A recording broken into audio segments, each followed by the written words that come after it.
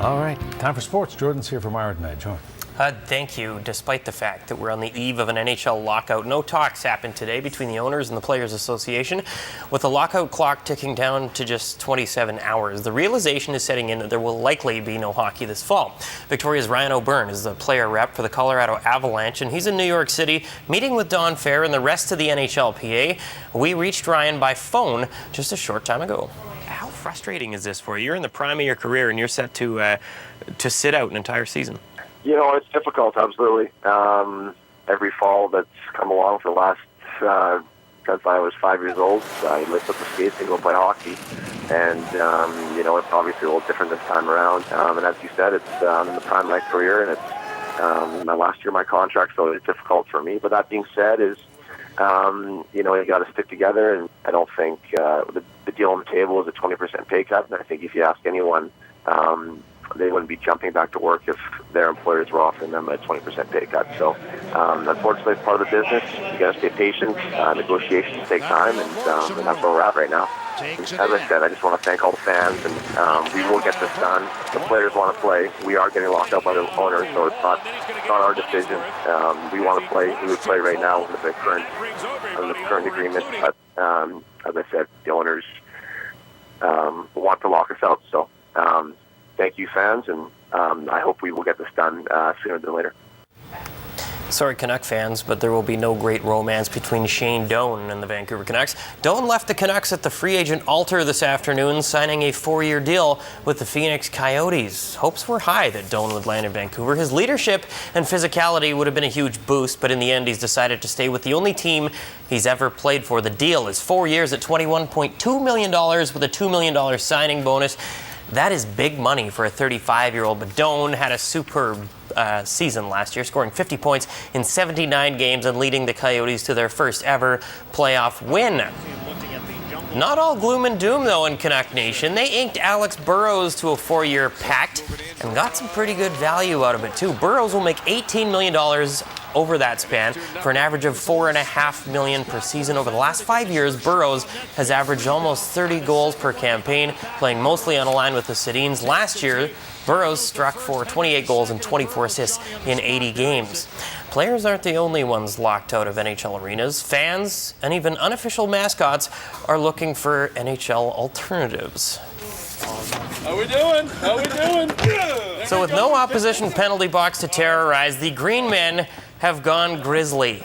That's right, Force and Sully touched down this afternoon in the Inner Harbor to attend tonight's home opener between the Grizz and the Powell River Kings. Now, the recent inductees to ESPN's Hall of Fans haven't let something like a little labor dispute get in the way of them doing what they do best. Their shtick has been revamped for the junior brand of hockey, and while their heart will always be at Rogers Arena, they can't wait to unleash shenanigans at the Bear tonight. Sully and Force are just happy to have a gig.